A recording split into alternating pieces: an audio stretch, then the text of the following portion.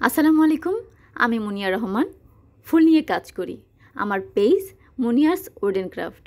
আমার কাজ হচ্ছে ফুলের গহনা বানানো এবং সেল করা। আমি অনলাইনে এই কাজটি করে থাকি। তো আমি যাদের কাছ থেকে অর্ডার পাই সেই গহনাগুলো বানাই এবং সেগুলোই ভিডিও করে আপনাদের সাথে শেয়ার করি।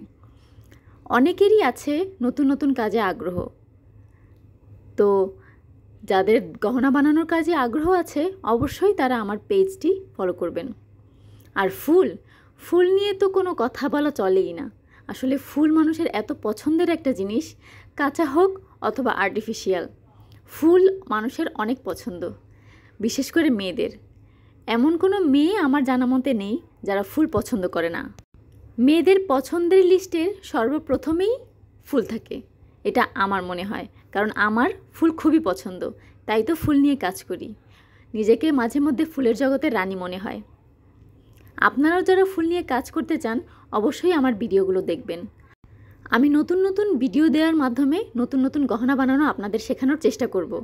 এবং এই গহনা বানানোর সময় আপনাদের কোন সমস্যা হয়, কি সমস্যা হয়, এগুলো আমাকে কমেন্টসে জানাতে পারেন।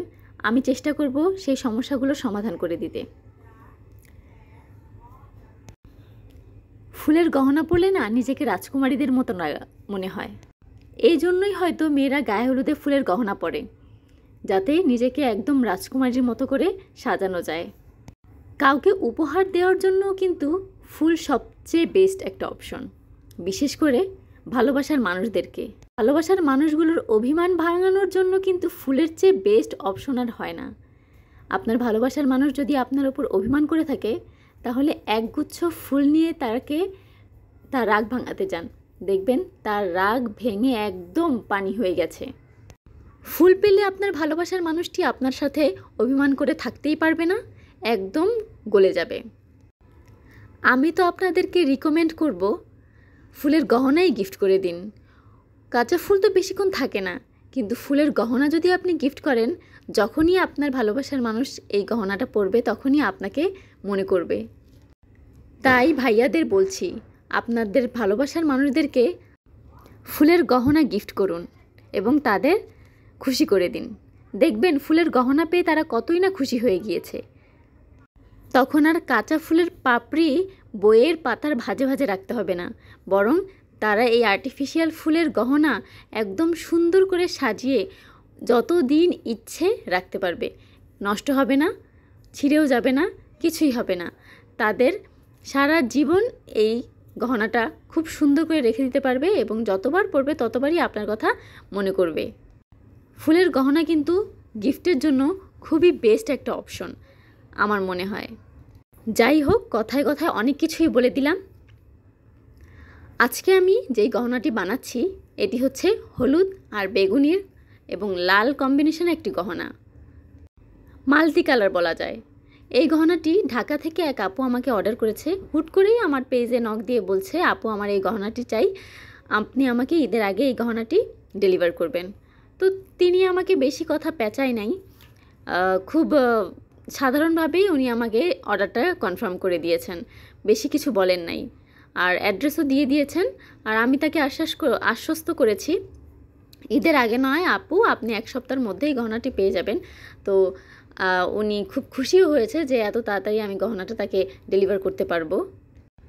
ইনশাআল্লাহ 2-3 দিনের মধ্যে আমি এই গহনাটি তার কাছে পৌঁছে দিতে পারবো এবং তারপরে ইনশাআল্লাহ আমি এটাও আশা করি যে উনি খুব ভালো একটি রিভিউও দিবেন এবং আমি সেটা আপনাদের সাথে অবশ্যই শেয়ার করব।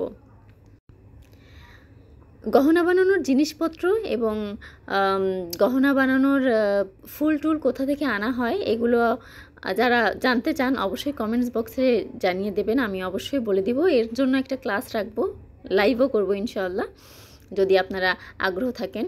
আর আপনারা যারা ফুলের গহনা বানাতে চান, বানানো শিখতে চান, তারা অবশ্যই আমার পেজটিকে ফলো দিয়ে রাখবেন। আমি চেষ্টা করব নতুন নতুন গহনা বানানোর ভিডিও আপনাদের সাথে শেয়ার করতে, যাতে আপনারা খুব ভালো করে আপনাদের পছন্দের গহনাগুলো নিজেরাই বানিয়ে পড়তে পারেন এবং অপরকেও, আপনার প্রিয় মানুষদেরকে উপহারও দিতে পারেন। অথবা আপনি যদি এটা নিয়ে কাজ করতে চান তাহলে সেটাও করতে পারবেন। যাই হোক, আমার গহনা বানানোটি ভালো লাগলে অবশ্যই লাইক করবেন, শেয়ার করবেন এবং আমার পাশে থাকবেন। সবাই ভালো থাকবেন, সুস্থ থাকবেন, আমার জন্য দোয়া করবেন এবং সবার জন্য অনেক অনেক দোয়া রইল। আসসালামু আলাইকুম, আল্লাহ হাফেজ। আমার পেজটিতে ফলো দিতে কিন্তু ভুলবেন না।